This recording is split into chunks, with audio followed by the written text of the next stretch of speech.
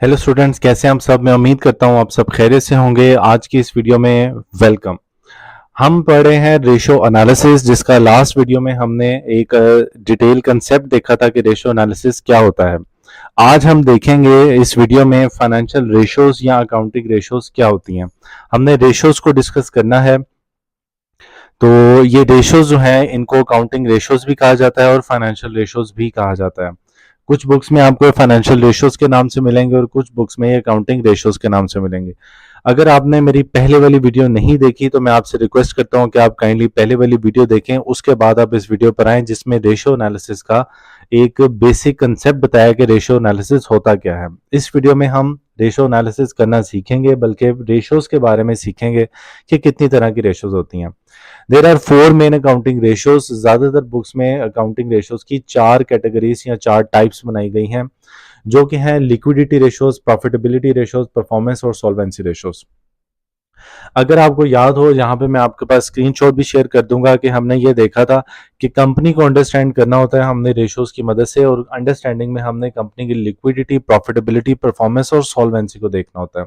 तो देखें, हर चीज को चेक करने के लिए एक एक रेशोज बनी है। लिक्विडिटी रेशोज लिक्विडिटी को चेक करने के लिए है, प्रॉफिटेबिलिटी रेशोज प्रॉफिटेबिलिटी को चेक करने के लिए है, परफॉर्मेंस या एक्टिविटी रेशोज परफॉर्मेंस को या सेल्स को चेक करने के लिए, और सॉल्वेंसी रेशोज सॉल्वेंसी को चेक करने के लिए है।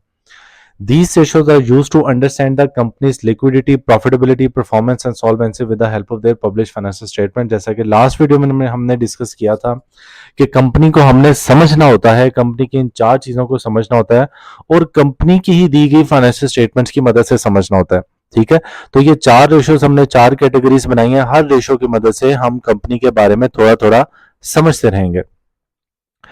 तो चले जी, सबसे पहले देखते हैं कि लिक्विडिटी रेशियोज होती क्या है, बननी क्यों है। इट इज यूज्ड टू जज the paying capacity of a business towards it's short term liabilities.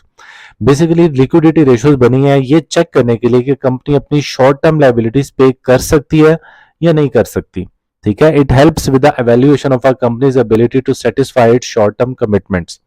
ये हमें मदद करती हैं रेशियोज ये देखने में, ये इवेल्युएट करने में कि कंपनी के पास क्या इतनी एबिलिटी है कि वो अपनी शॉर्ट टर्म कमिटमेंट्स को यानी पेमेंट्स को, लायबिलिटीज को मीट कर सके।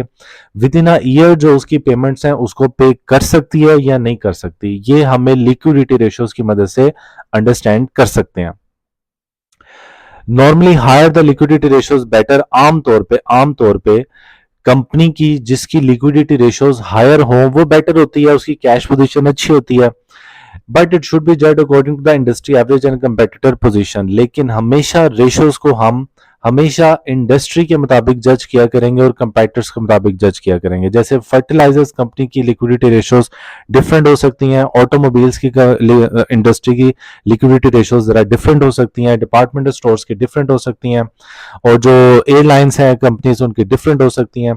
तो हर कंपनी या हर इंडस्ट्री की जो लिक्विडिटी रेशियोज हैं वो स्लाइटली डिफरेंट होती हैं। तो हर कंपनी को अपनी इंडस्ट्री के लिहाज से हमेशा चेक किया जाएगा कि इंडस्ट्री के लिहाज से या कंपेटिटर्स के लिहाज से कंपनी की लिक्विडिटी रेशियोज कैसी हैं। लेकिन हायर और बेटर, जितनी ज्यादा होंगी उतनी बेटर होंगी।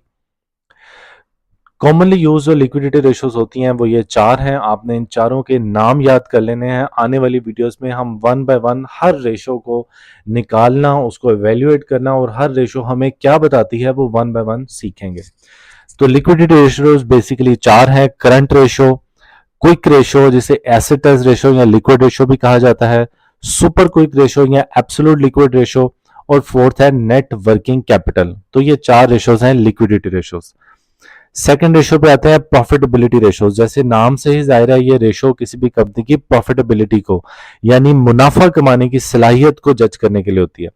Profitability ratio shows earning capacity of a business with respect to resources employed, कि कंपनी के पास जितने रिसोर्सेज हैं उस लिहाज से क्या कंपनी अर्न भी कर रही है या नहीं कर रही, कंपनी की अर्निंग कैसे है, प्रॉफिट्स कैसे हैं कंपनी के।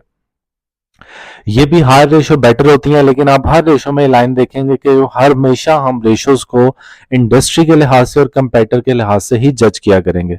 आमतौर पर जो प्रॉफिटेबिलिटी रेशोज यूज होती हैं वो 13 रेशोज हैं। सबसे ज्यादा रेशोज प्रॉफिटेबिलिटी की हैं, क्योंकि इन्वेस्टर्स को जो आउटसाइडर्स होते हैं वो ज्यादातर प्रॉफिटेबिलिटी में ही इंटरेस्टेड होते हैं। तो ये सारी इसकी रेशोज हैं। Gross profit ratio, net profit ratio, operating expense ratio, return on share holders investment, return on equity, return on gross capital capital employed, earning per share, dividend yield ratio, dividend pay out ratio, price to earning ratio और book value per share. Next है जी activity ratios, जिसे performance ratio भी कह सकते हैं। Activity ratios are also known as performance ratios, efficiency ratios and turnover ratios. मुख्तलिफ books में मुख्तलिफ ऑथर्स ने मुख्तलिफ नाम यूज किए हुए, लेकिन इन सब का मतलब यही है। They are an important part of financial ratio as a symbolise the speed at which the sales are being made. ये रेशो में बताती है कितनी स्पीड के साथ, कितने अच्छे तरीके से कंपनी अपनी सेल्स को मैनेज कर रही है और कितनी ज्यादा सेल्स कर रही है। और जहां पे सेल्स की बात आती है तो जितनी ज्यादा सेल्स हो, जितनी हायर ये रेशो उतना अच्छा होता है। उसका मतलब होता है कंपनी अपने एसेट्स को अच्छा यूटिलाइज कर रही है। लेकिन यहां भी हम प्रॉफिटेबिलिटी को जज करेंगे इंडस्ट्री के लिहाज से और कंपेटिटर के लिहाज से। आमतौर पर यूज होने वाली जो एक्टिविटी रेशोज हैं वो ये 7 हैं, जिसमें स्टॉक टर्नओवर रेशो है, डेटर्स या ट्रेड रिसीवेबल टर्नओवर रेशो है, एवरेज कलेक्शन पीरियड है, क्रेडिटर्स टर्नओवर रेशियो है, एवरेज पेमेंट पीरियड है, वर्किंग कैपिटल है और फिक्स एसेट टर्नओवर रेशियोज है। चलिए जी, नेक्स्ट और लास्ट है सॉल्वेंसी रेशियोज, जो कि जैसे हमने पढ़ा था लिक्विडिटी रेशियोज ये बताती हैं कि शॉर्ट टर्म पेमेंट्स को, कमिटमेंट को कंपनी पूरा कर सकती है या नहीं कर सकती। इसी तरह सॉल्वेंसी रेशियो में बताती है कि कंपनी अपने लॉन्ग टर्म कमिटमेंट को पूरा कर सकती है या नहीं कर सकती। It helps to determine a company's long term solvency. It is often used to जज the long term debt paying capacity of a business. Solvency ratio look at a firm's long term financial strength to meet its obligation. Solvency ratio में बताती है कि ठीक है short term में तो company meet कर लेगी, तो क्या लॉन्ग टर्म के भी जो पेमेंट्स हैं, जो लाइबिलिटीज हैं, जो लोन्स हैं, वो कंपनी पे करने की सलाहियत रखती है या नहीं रखती। ये हमें सॉल्वेंसी रेशो से पता चलता है। तो इसको भी हमेशा इंडस्ट्री के साथ ही कंपेयर किया जाएगा। आमतौर पे यूज होने वाली सॉल्वेंसी रेशोज ये 7 हैं: debt to equity ratio, debt to asset ratio, proprietary ratio, fix asset to net worth ratio, fix asset to long term funds, debt service और इंटरेस्ट कवरेज रेशो और 7 कैपिटल गियरिंग रेशो। तो students ये 4 accounting ratios या financial ratios थी, जिनका 1 bye 1 हमने नाम देखा और पर्पस देखा कि कौन सी रेशो कौन सा पर्पस जो है वो फुलफिल करती है। आने वाली वीडियोस में एक एक रेशो को अलग अलग सेपरेट डिस्कस किया जाएगा। ओके, तब तक के लिए अल्लाह हाफिज।